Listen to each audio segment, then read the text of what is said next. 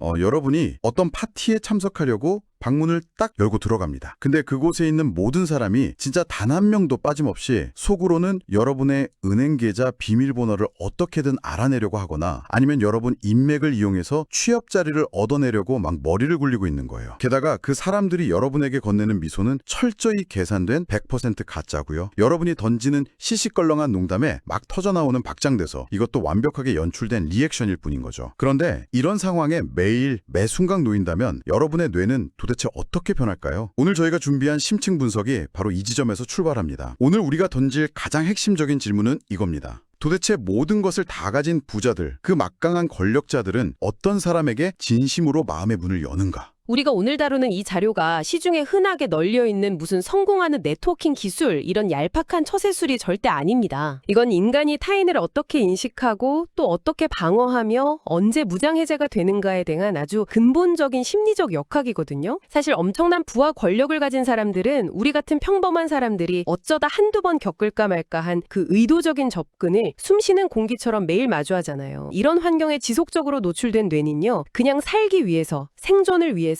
패턴 인식 능력을 비정상적일 정도로 예민하게 발달시킵니다. 그러니까 뭐랄까 감각이 곤두서 있는 거군요. 네, 대화할 때 미세한 뉘앙스 차이나 시선의 흔들림, 심지어 숨소리 하나만으로도 상대가 지금 나한테서 무언가를 얻어내려 한다는 그 냄새를 본능적으로 팍 맡게 되는 거죠. 저는 이 대목을 읽으면서 사실 우리가 사회생활할 때 기본적으로 배우는 것들하고 완전히 정면으로 충돌한다는 생각이 들더라고요. 윗사람이나 잘 보여야 할 사람 앞에서는 막 무조건 웃어라. 상대가 진짜 썰렁한 농담을 해도 박장대소하면서 과하게 리액션을 해라. 그게 훌륭한 사회생활 태도라고 배우잖아요. 그런데 이 자료에 따르면 오히려 그런 과장된 친절이나 리액션이 부자들한테는 가장 시끄러운 경고, 사이렌을 울리게 만드는 스위치라는 거죠. 맞아요. 도대체 왜 그런 건가요? 잘해주면 좋아하는 게 사람 심리 아닌가요? 그게 인간이 본능적으로 느끼는 대상화에 대한 공포 때문이거든요. 상대를 물건 취급한다는 그 대상화 말씀이시죠? 정확합니다. 누군가가 나한테 철저하게 계산된 행동을 하고 내 말에 영혼 없는 과한 리액션을 막 쏟아낸다고 생각해보세요. 그게 뭘 의미할까요?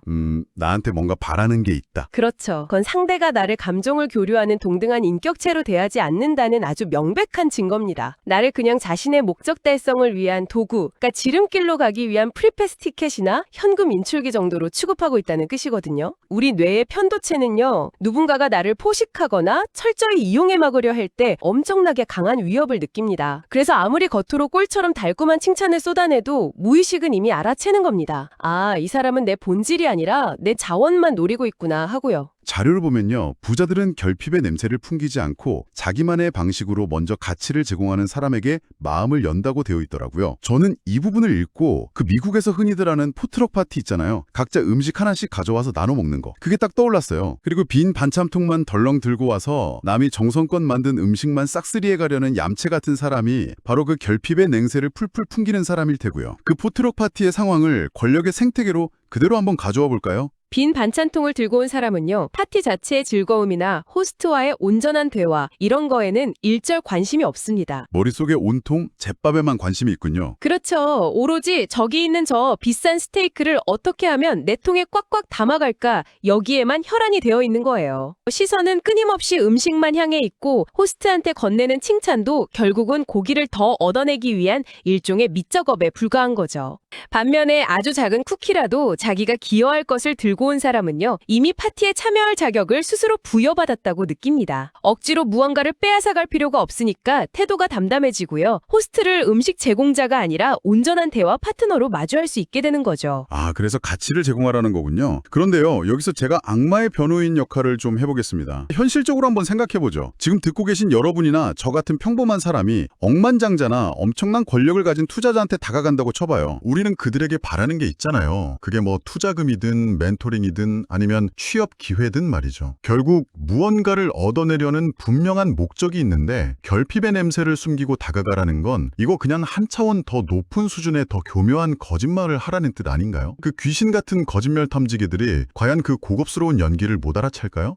이거 진짜 많이들 오해하시는 부분인데요. 결론부터 딱 말씀드리자면 연기를 하거나 거짓말을 하라는 뜻이 절대 아닙니다. 여기서 말하는 결핍이 없는 상태라는 건요, 겉모습을 꾸미라 정의라는 게 아니라 나의 감정적 상태와 목적을 철저하게 분리하는 내면의 패러다임 전환을 의미하는 겁니다. 그러니까 내가 당신에게 투자를 받고 싶다는 그 사실 자체를 숨기라는 게 아니에요. 오히려 핵심은 이겁니다. 나는 당신의 자원이 탐나서 당신이라는 인간의 존엄을 무시하고 과하게 굽신거리거나 나 자신을 잃어버리지 않겠다. 이런 단단한 자아를 유지하라는 거죠. 아, 그러니까 내가 원하는 게 분명히 있더라도 그것 때문에 내 스스로를 굽히거나 비굴해지지 않는 것, 그리고 상대를 도구로 취급하지 않는 것, 그 심리적인 중심을 딱 잡는 거군요. 네, 정확합니다. 권력자들이 말하는 진정한 가치라는 게 막 수백억 원의 돈이나 최고급 정보 같은 그런 물질적인 것들에 국한되지 않거든요. 평범한 사람들은 그런 걸 줄 수가 없잖아요, 사실. 그래서 그들에게 가장 희귀하고 늘 목마른 가치는 역설적이게도 바로 왜곡되지 않은 인간관계 그 자체입니다. 자신을 걸어다니는 현금 인출기로 보지 않고 쓸데없이 눈치 보면서 비위 맞추지도 않고 그저 한 명의 독립된 인간으로서 동등하고 편안하게 대화할 수 있는 사람. 와, 그거 진짜